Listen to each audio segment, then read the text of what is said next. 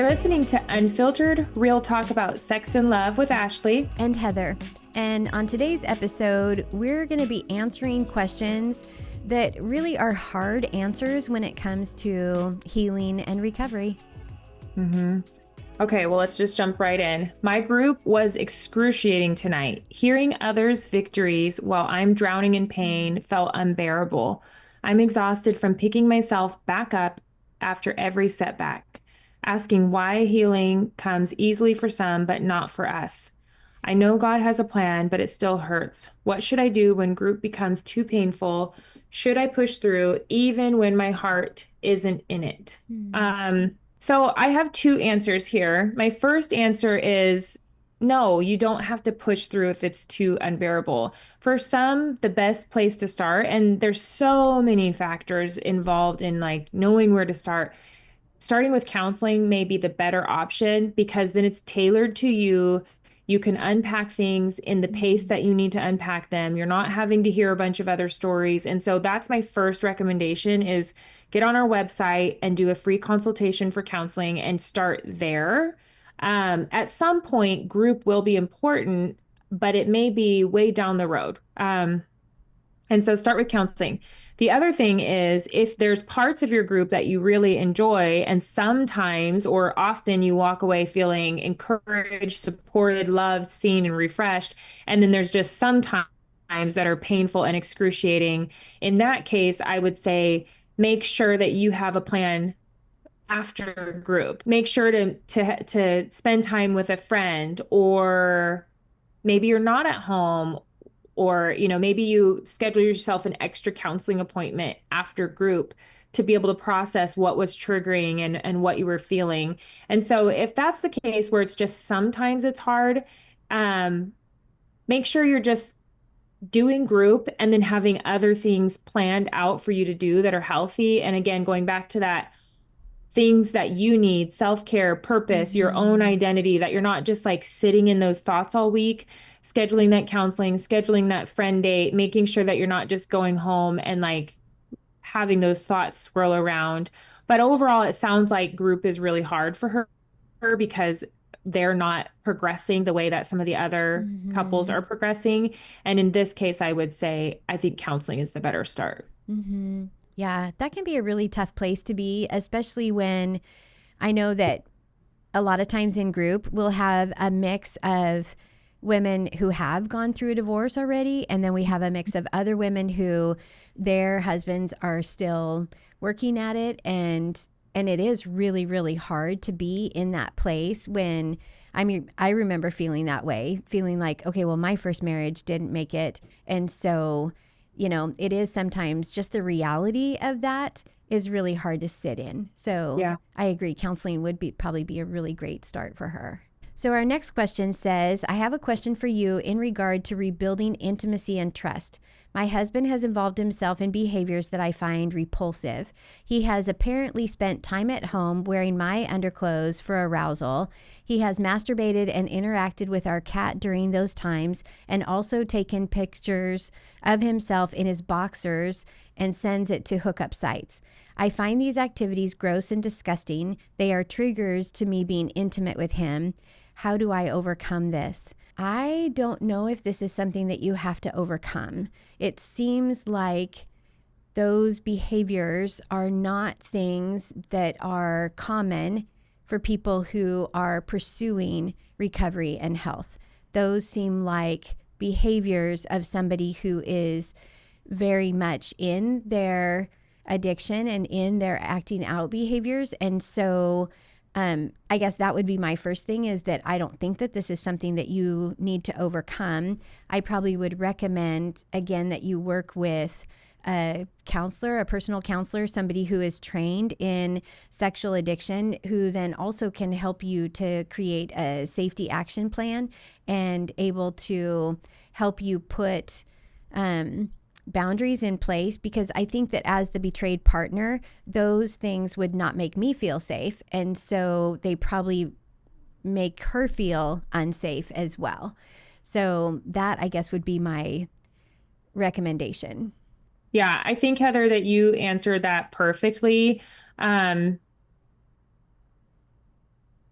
as much as we want to see reconciliation and sexual reintegration of a marriage, and we want things to be the way that they should be, the hard reminder is that even when there's been forgiveness or a decision to move forward in one way or the other, sometimes there are still action or consequences for our action. Mm-hmm. And there are things that people have done in their marriage sexually that their betrayed spouse cannot come back from. It's too devastating, and they will never have a normal sexual experience with their spouse again because of the decision that was made. And so sometimes that is just a hard reminder that our actions have consequences, Mm-hmm. and some of those consequences are permanent in a marriage. And so to the people struggling, realize that not everything is going to be something that your spouse can get over or come back from. And like you said, these aren't normal behaviors. And if they're still going on, then she has every, right and encouragement to say, this is uncomfortable for me. I'm going to continue to get my support. And in for the immediate future, I don't know how long, our marriage is not going to look the same because you're clearly still struggling, and this is Mm-hmm. not normal, and it's hurting me and it's making me feel uncomfortable. And so, yeah, I second that. Get counseling, because Yeah. whatever you decide, you're going to want that ongoing support, and you're going to want to make sure that your plan for keeping yourself safe and sane is thought out and something that you have support when you're sharing that with your spouse. Okay, our last question is, last October, my husband confessed to years of porn use, shattering me emotionally and worsening my physical health. I can understand that. Since Mm-hmm. then, I've battled fear, grief, insecurity, and disconnection from myself and my role as a mom. He's 6 months sober, but I feel broken and alone without a support group. Will this fear and pain ever pass?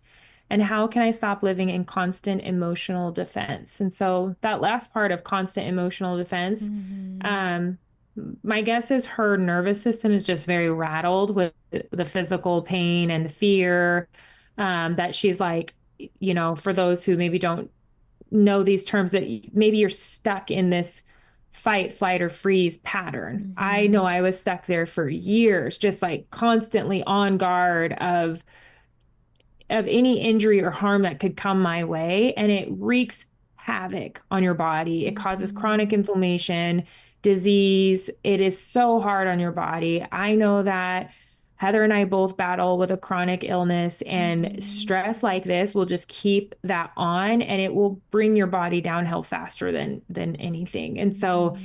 definitely take this seriously and get yourself the support and help you need, because you don't need to be suffering the consequences in this way and having your body and mind and spirit fall apart.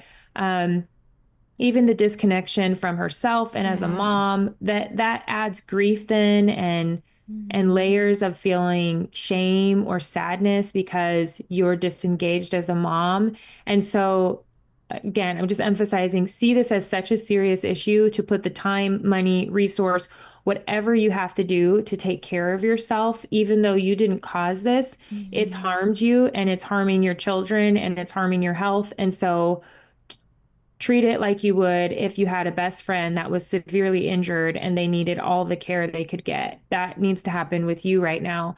So plan A would be to get that support group, Betrayal and Mm-hmm. Beyond.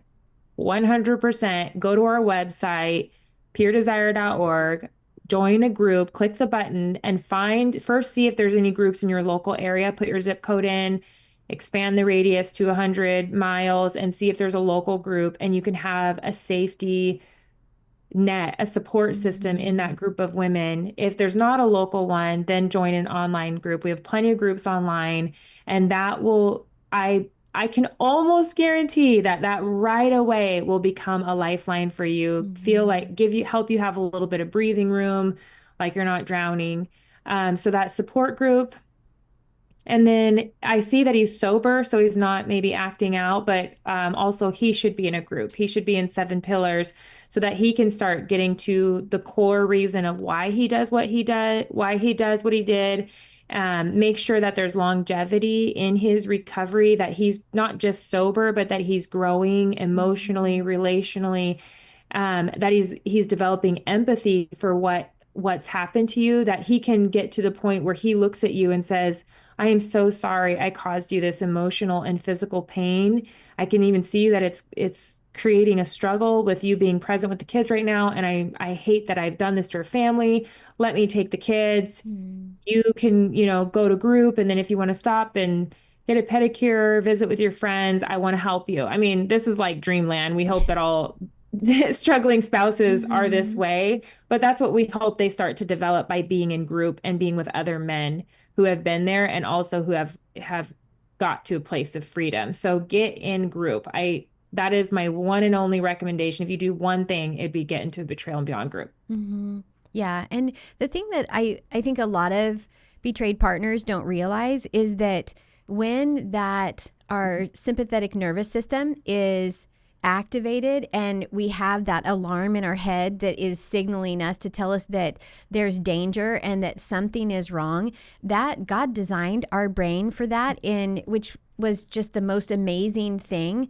But he designed it for not being the way that we live our lives constantly. That is like a defense mechanism that kicks in to help us to respond to a dangerous situation.